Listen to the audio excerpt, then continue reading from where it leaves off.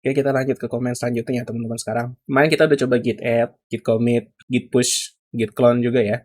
Sekarang kita bakal coba beberapa komentar dasar lainnya yang nggak kalah penting juga ya. Kalau kita mengacu ke diagram yang kemarin, setiap kali kita melakukan perubahan pada file, kita kan selalu bikin file baru dulu ya. Atau bisa dibilang bikin folder backupnya lah. Jadi sekarang kita coba implementasikan itu ya. Kita akan selalu membuat file backup dulu, baru kita otak-atik file backupnya. Kita menggunakan di sini command git branch ya. Jadi buka dulu git base-nya. Seperti biasa ya, tinggal klik kanan aja di bagian folder yang ada git-nya. Ini aku zoom ya, biar kelihatan ya. Udah besar ya, mudah-mudahan udah kelihatan nih. Seperti biasa ya, kita cek dulu bagian git status. Aman ya. Nothing to commit, working tree clean. Kita tinggal buka VS Code dulu ya. Untuk sebagai contoh prakteknya di sini ya. Yang pertama di sini adalah yang mau kita implementasikan adalah git branch. Jadi di git branch ini sesuai diagram kemarin ya, setiap kali kita akan melakukan perubahan, pasti file backupnya yang bakal kita otak-atik. Jadi bisa dibilang branch main ini atau cabang folder main atau folder yang non backupnya, bisa dibilang itu versi stabilnya codingan teman-teman. Kan nggak mungkin ya versi stabilnya langsung kita otak-atik ya. Terus nanti kita push ke repository GitHub, dan nanti kalau misalkan ada error, bahaya. Oleh karena itu, kenapa kita selalu membiasakan diri ketika kita akan menambah fitur baru atau melakukan perubahan di dalam kode atau codingan kita selalu membuat backupnya dulu. Dan backupnya itu yang akan kita otak-atik, bukan versi file yang stabilnya atau yang di branch main. Jadi di sini kita bakal coba dulu pakai perintah namanya git branch ya. Kita tinggal ketik git branch, nanti akan muncul daftar branch yang kita punya di localhost kita ya. Nah, di sini bisa dilihat bahwa cuma ada main doang. Ya, jadi kita perlu bikin branch baru dulu sebelum melakukan perubahan. Katakanlah di sini index.php-nya mau aku tambahin header. Jadi kita mesti bikin branch baru. Nah, di sini pembuatan branch juga sebetulnya ada aturannya ya. Mungkin nanti akan dibahas lebih lanjut ya ketika kita nanti udah bahas persoalan aturan ya. Tapi yang jelas, teman-teman harus terbiasa membuat branch baru ya. Untuk sekarang namanya bebas dulu deh. Katakanlah di sini kita bikin branch baru, modified index. Tapi ketika kita membuat branch baru, kita nggak pakai git branch, melainkan langsung menggunakan git checkout. Nah, git checkout ini fungsinya adalah untuk pindah dari branch A ke branch B. Nah, karena di sini belum ada branch-nya, kita harus bikin dulu. Jadi, git checkout punya opsi namanya strip B. Ya. Strip B ini membuat git checkout ini bikin branch baru, kemudian branch yang baru kita buat itu langsung kita pakai. Jadi, git checkout B, kemudian baru nama branch barunya apa. Misalkan di sini aku membuat berarti soalnya modified index ya. Next. Seperti ini. Jangan lupa pakai kutip ya, karena dia sifatnya string. Jadi kita tinggal enter aja, nanti otomatis akan pindah ke branch modified index atau branch yang kita buat ya. Jadi diingat git branch atau git branch ya, itu untuk melihat daftar branch yang ada di lokal git kita atau lokal repository kita. Kemudian git checkout itu untuk pindah ke branch lain. Tapi kalau kita tambahin opsi B serta string setelah opsi B, itu berarti kita membuat branch baru, kemudian langsung kita gunakan branch yang baru kita buat tersebut ya. Ini kalau misalkan di sini teman-teman mau balik lagi ke branch main, kita cek dulu ya, ada berapa branch kita sekarang? Ada 2 ya. Jadi kalau teman mau pindah, tinggal git checkout main aja. Nanti otomatis akan pindah. Ya, seperti itu. Gampang ya. Kita balik dulu ke branch yang udah kita buat ya, modified index. Oke, selesai. Sekarang kita coba misalkan di sini kita tambahin dulu ya. Misalkan kita tambahin di sini H2 header gitu ya. Headernya di atas hello world deh. Ya, simple aja perubahannya kayak gini dulu, oke? Kemudian kita commit seperti biasa ya. Balik ke git base, git status, aman ya. Kita tinggal git add aja, pakai titik karena perubahannya cuma satu, biar nggak usah ketik-ketik panjang. Kemudian tinggal kita commit, add header ya, masuk akal ya. Karena kita memang nambahin header doang. Kemudian tinggal kita git push. Oke, di sini ada tambahan sedikit ya. Ketika kita baru membuat branch-nya itu kan belum ada ya di repository git online kita ya. Nah, karena itu kita harus ketika melakukan push pertama di branch yang baru, kita harus melakukan set upstream. Ya, jadi setelah git push, tinggal kita tambahin aja opsi set upstream origin modified index. Ya, aturannya memang seperti itu. Ya, tinggal di enter aja. Ya, otomatis di GitHub kita akan bertambah branch baru, namanya modified index. Ya, oke, sampai di sini perubahan header kita sudah masuk ke branch baru kita. Kita coba cek di GitHub kita ya. Oke, di sini bisa dilihat ya, ada notifikasi namanya modified index had recent pushes 1 minute ago. Compare and pull request. Ya, jadi pull request itu kita merge request Dari branch modified index ini atau folder backup kita yang sudah kita otak-atik, yang udah selesai nambah fitur baru, ke branch yang stabil atau ke folder yang non backupnya, yang versi mainnya atau branch mainnya. Tapi kita nggak akan bahas pull request dulu, kita bakal coba pakai command git stash dulu ya.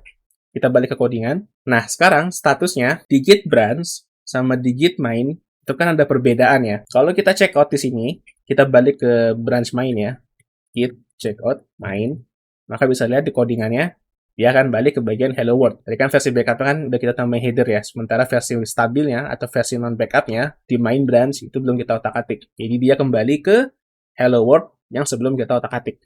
Nah, kelihatan kan di sini enaknya gimana? Versi stabilnya itu aman dan nggak saling berkaitan dengan branch baru. Jadi nggak perlu khawatir ketika kita otak-atik file backupnya. Dan seandainya file backup itu tadi yang kita otak-atik nggak jadi kita implementasikan ke folder main ini atau versi stabilnya, ya udah tinggal kita hapus aja, nggak masalah. Ya, jadi enaknya pakai git itu seperti ini kurang lebih ya. Nah, kita balik lagi sekarang ke branch modified index ya. Katakanlah ada suatu kejadian, teman-teman lagi ngoding. Misalkan teman-teman udah ngoding panjang nih, panjang banget gitu ya, panjang banget. Terus tiba-tiba ada atasan teman-teman atau temannya teman-teman lah nanya, balik dong ke branch main, aku mau nanya kode ini itu gimana ya? Kan ada kalanya terkadang yang lagi kita kerjain, itu yang dia tanyain gitu loh. Dan codingannya udah berubah. Sehingga kita harus balik ke branch lainnya ketika kita belum melakukan commit sama sekali. Nah ini kan repot ya. Dan nanti filenya bisa dirusak gitu loh. Ini kan belum kita commit, ya kan? Bisa-bisa nanti kalau kita balik ke branch lain, itu bakal ngerusak kode yang ada di branch lain, atau di branch yang mau kita kunjungi pada saat itu gitu loh. Nah, solusinya adalah git stash. Teman-teman cobain aja di sini, buka lagi git page-nya. Teman-teman paksa git checkout main. Pasti error. Your local change to the following files will be overwritten by checkout. Terus disebutin file yang mana gitu kan. Terus dikasih saran sama git-nya, please commit your change or stash them before you switch branch. Ya, mudah-mudahan bahasa Inggris gue nggak belepotan nih. Nah, di sini kita nggak bisa pindah branch pada saat kita belum melakukan commit yang sedang kita kerjakan gitu loh. Kadang-kadang yang kita kerja itu kan tanggung ya. Mau di-commit juga, tak dulu belum selesai. Masih ada error. Mau kita selesaikan, nanti yang nanya jadi nunggu. Dan lama akhirnya ya kan. Nah, di sini ada yang namanya git stash. Ya, teman-teman tinggal git stash aja, perhatiin kodenya ya. Ini aku geser, perhatiin kodenya. Kita aku git stash, hilang semua perubahannya. Tapi jangan khawatir, di sini hilangnya itu bisa dibilang semua perubahannya itu dipindahin sama gitnya ke folder virtual lainnya lah ya. Aku kurang ngerti sih sebenarnya cara kerja git stash, tapi yang jelas di sini perubahan yang sudah kita lakukan itu nggak hilang ya. Di sini bisa lihat dari respon kodenya, saved working directory and index step with WIP itu singkatan dari work in progress ya. On modified index. Kemudian di sini ada macam kayak hash kodenya atau unique kodenya. Kemudian ada tulisan add header ya. Jadi teman-teman nggak perlu khawatir. Yang jelas kodenya nggak hilang ya. Baru teman-teman bisa pindah ke branch lain. Dah aman. Nggak ada masalah. Katakanlah teman-teman udah menyelesaikan pertanyaan tersebut ya. Yang nanya-nanya di branch lainnya. Akhirnya teman-teman balik lagi ke modified index. Nah, yang tadi kita stash, balikinnya gimana? Gampang, tinggal kita git stash pop. Nanti di bagian kodenya akan pulih kembali yang tadi kita kerjakan ya. Kurang lebih caranya seperti itu.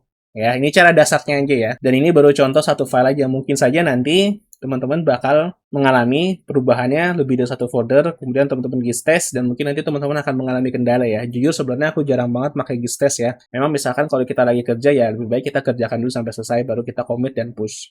Tapi kalau misalkan teman-teman mengharuskan menggunakan git stash, minimal teman-teman tahu ya, setelah di git stash baru check out ke branch lain, jangan lupa di git stash pop. Kalau cuma di git stash doang, ya nggak bakal balik nanti perubahan yang sudah kita lakukan di branch terkait ya. Jadi seperti itu, git stash pop, dan git branch ya. Jadi di sini kita udah lumayan banyak nih ya. Kita udah coba git checkout, kemudian git branch, ya, kemudian git checkout menggunakan option strip B, membuat branch baru kemudian langsung kita gunakan. Jadi di sini soalnya teman-teman mudah-mudahan nggak mengalami kendala lah ya. Soalnya lancar-lancar aja kalau misalkan teman-teman mengikuti tutorial sebagaimana mestinya. Kurang lebih, flow-nya itu akan seperti ini ya, sesuai yang aku jelaskan waktu masih bahas di diagram. Kita bakal selalu otak-atik atau nambah fitur baru di file backup-nya. atau di branch barunya. Jadi kita nggak mungkin langsung merubah di branch main atau di folder yang non-backup. Nah, itu berbahaya sekali. Jadi, selalu asumsikan bahwa branch main itu tidak ada masalah. Ketika teman-teman mau menambah fitur baru atau memperbaiki sesuatu yang salah, itu disebut menambah masalah. Sesuatu hal yang tadinya sudah stabil, bisa jadi nggak stabil gara-gara perubahan teman-teman. Entah itu perubahannya sekecil apapun, nggak ada salahnya teman-teman bikin branch baru dulu. Untuk menjaga-jaga dari segala kemungkinan lah. Ya namanya manusia ya, bisa jadi yang ceroboh, nggak sengaja ngehapus apa, atau nambah apa, kesenggol, modul yang paling banyak dipakai, atau kode yang paling banyak di-reuse di suatu project, akhirnya banyak error, nanti bakal jadi repot. Sebenarnya ada sih caranya revert selesai gitu loh, yang tadi kita commit, cuman tetap tidak ada salahnya mengikuti flow seperti ini ya. Jadi, kalau misalkan nanti senior kalian di tempat kerja nyuruh bikin branch baru dulu, sebelum otak-atik mainnya, kemudian pull request atau merge request, nurut, jangan membantah. Jujur aja nih, banyak anak magang yang suka ogah bikin branch baru. Dan itu jujur bener-bener bikin aku dak-dikduk ya. Enak banget nih orang langsung ngubah main. Akhirnya aku ngobrol sama project manager, Pak tolong dong hak akses gitu ya diturunin biar nggak bisa langsung nge-push ke bagian main branch gitu loh. Dia harus bikin merge request dulu. Karena untuk menjaga-jaga dari segala kemungkinan bisa saja fitur yang dia tambah atau fitur yang dia ubah atau dia perbaiki beresiko akan mengalami gangguan. Jadi sebetulnya di dunia programmer itu bisa ya kita hindari ya fase maintenance dengan cara selalu membuat branch baru ya. Tapi ya ada kalanya juga memang kita harus hotfix atau melakukan maintenance lah karena biasanya di server develop sama server produk itu atau di server klien ya suka berbeda-beda errornya. Jadi tetap harus sabar seandainya teman-teman mengalami permasalahan hal itu gitu loh. Padahal udah bikin branch baru kok masih error juga. Ya itu bisa saja terjadi. Tapi tetap ya, ikutin aturan atau arahan dari senior. Kalau senior mintanya A, B, C, D, ya udah ikutin aturan aja. Itu sih yang mau aku tekankan sebenarnya ya. Mungkin itu aja ya untuk Git branch, kemudian untuk Git test, kemudian Git test pop, kemudian Git checkout ya. Itu aja sih sebenarnya kemarin yang belum kita bahas ya. Tapi ternyata setelah cek di bagian table ada satu yang kurang ya, yaitu Git reset. Git reset itu untuk membatalkan suatu commit ya. Kita coba praktekin sekali lagi deh sebelum closing ya. Oke, jadi kita balik ke VS Code. Kita tes satu lagi ya, bagian git reset ya, karena tadi ketinggalan ternyata. Ini udah aku clear, jadi nggak terlalu nyampe ya. Git status dulu, seperti biasa. Katakanlah teman-teman nggak sengaja nge-commit dengan pesan yang salah gitu ya. Git add, kemudian git commit, atasan saya pelit, nggak mau kasih naik gaji. Katakanlah ya gitu ya. Teman-teman nggak sengaja gitu loh nge-commit, hal yang seharusnya nggak di-commit atau seharusnya belum di-commit tapi ke-commit. Intinya salah lah ya, teman-teman mau undo. Gampang aja, tinggal git reset head, kasih icon swallow. Atau icon apa nih, aku nggak tahu. Kemudian tinggal di enter aja. Nah, perhatiin ya, ini aku belum enter nih. Teman-teman lihat di sini kan kalau udah ke commit, hijau sama filenya jadi warna putih lagi kan. Kalau kita balikin ke git reset head, nanti akan ada unstacked change after reset index.php ya. Nanti dia akan balik lagi. Jelas ya. Jadi git reset head kurang lebih fungsinya seperti itu. Tapi git reset head, kalau nggak salah seingatku, dia itu per commit. Ini misalkan readme-nya aku ubah nih, ABCD gitu. Ya kan? Terus, aku git status ini cek dulu. Oh, belum readme-nya belum save dulu. Git status. Oke ya, ada ya index sama readme. Katakanlah aku commit itu satu-satu gitu ya. Git add readme.md gitu. Terus git commit, iseng. Terus baru git add lagi. Terus baru git commit, iseng lagi. Nah, ini kan ada 2 commit ya. Terus teman-teman mau reset head gitu ya. Nah, teman-teman harus melakukannya sebanyak 2 kali. Ya, jadi git reset head itu per commit ya, ngebalikinnya ya. Jadi, setelah sudah dua-duanya ke unstacked, kita bisa lihat ya, semuanya balik lagi sebelum ke commit, baru itu full reset. Jadi, kalau misalnya teman-teman commit 3 kali, yang kedua dan ketiganya salah, berarti git reset head-nya 2 kali. Ini cara sederhananya ya, aku nggak tahu best practice-nya kayak gimana, tapi biasanya aku menggunakan git reset head ini, yang paling aman lah. Jadi aku lebih senang menggunakan git reset head satu-satu lah. Jadi aku nggak perlu commit ulang lagi. Jadi git reset head, kemudian ada icon swallow-nya, dia itu untuk mengembalikan satu commit yang kita lakukan. Ya, jadi itu ya. Jadi ini git reset, mohon maaf, ada kesalahan sedikit pengetikannya ya. Jadi git reset head nggak cuma nama file aja, Melainkan jangan lupa juga ditambahin git reset head, kemudian icon swallow atau icon apa itu aku nggak tahu namanya. Kita lanjut ke bagian GitHub desktop basic ya di video selanjutnya ya teman-teman. Masih membahas tentang add, commit, push, reset, stash, branch ya. Mudah-mudahan GitHub desktop bisa nih cuma satu video doang karena nggak terlalu banyak penjelasannya ya. Dia pakai graphic user interface, jauh lebih simple dan lebih mudah.